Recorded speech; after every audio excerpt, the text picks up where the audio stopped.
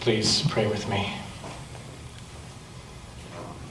May these words that I speak be grounded in my soul, encouraged by the God presence in me. And may these words that you hear be captured by your soul, enlivened by the God presence in you. Amen. I can get anywhere in my life with Creator. There is deep wisdom in this way of living in the world. And for me, it is not about leaving everything up to some external source, some external God or Creator. And neither is it for Richard, if you pay attention to the words. Rather, it is about leaning into the divine wisdom within us. You know it's there. You sense it when something is moving in love. You sense it when you pay attention to your heart. Marilyn Vos Savant, an American columnist, author, lecturer, and playwright, and listed as having the highest recorded intelligence quotient, says, "To acquire knowledge, one must study. To acquire wisdom, one must observe." One must observe. So what is it we are observing that puts us on the path of wisdom? I would suggest that it begins by taking time to observe our own thoughts, our own feelings, our own behaviors. It means stepping outside of ourselves in a way, to be able to look at what's going on, what are we doing? It is also important to observe others in a similar way, paying attention to what they are saying and how they are behaving.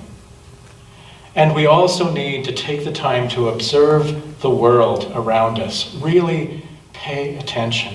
What is happening? And what is changing? What is evolving?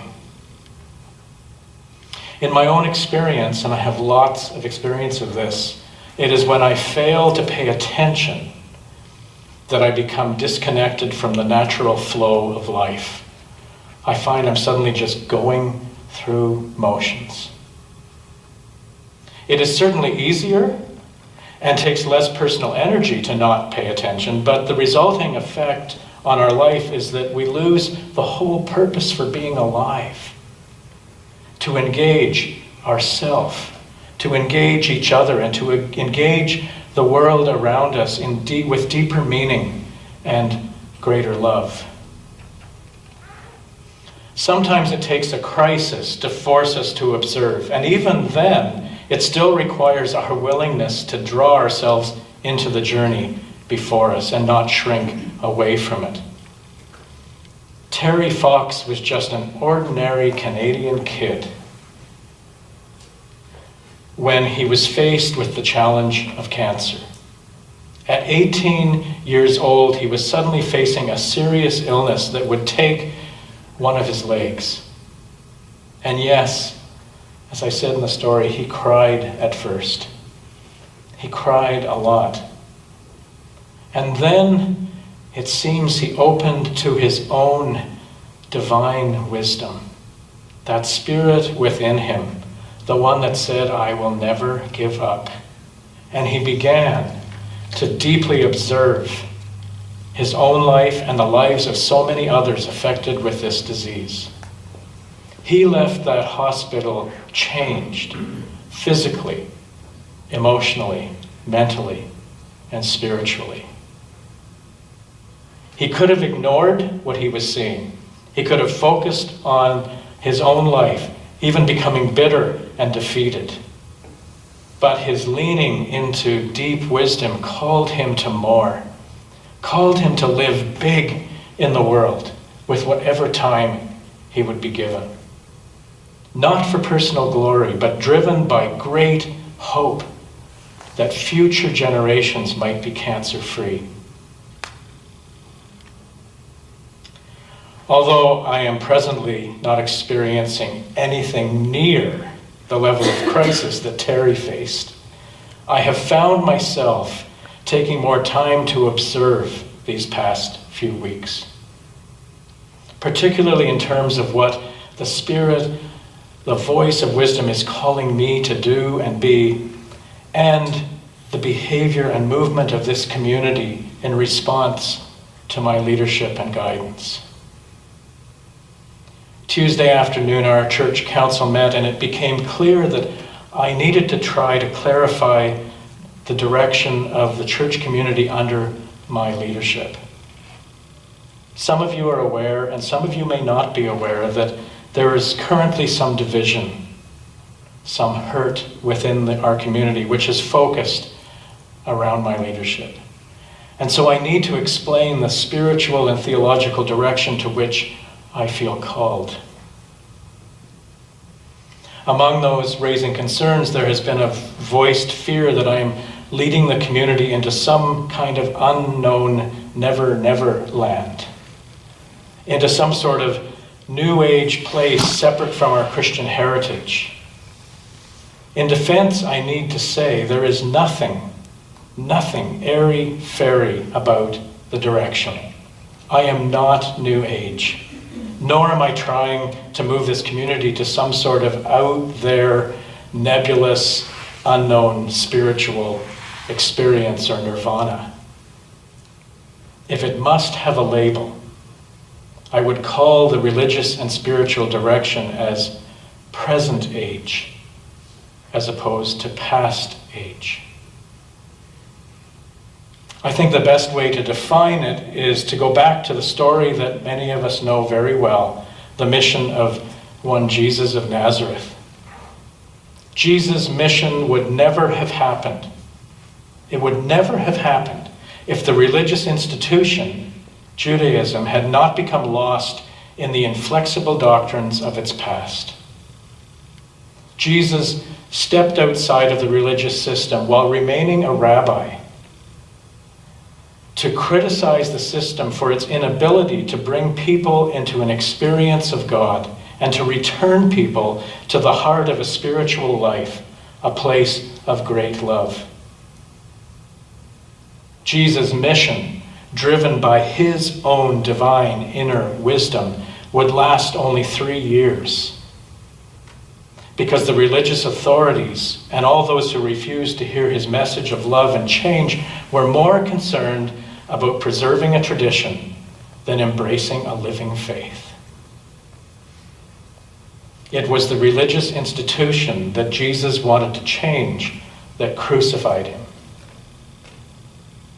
But the way of Jesus didn't end with his death. Instead, it was reborn. It was resurrected in those who saw a new way that was life-giving in their present age. However, once this new way, this beautiful way, this simple way was institutionalized as the Christian church, the same pattern would be repeated. Unfortunately, it seems to be human nature that Jesus' message of love was sidelined in favor of developing dogma and doctrines for a religion of obedience and fear, a religion that, with very few exceptions, would be far removed from Jesus' original mission. And now, 2,000 years later, we are in a similar position to the religious institutions of Jesus' time.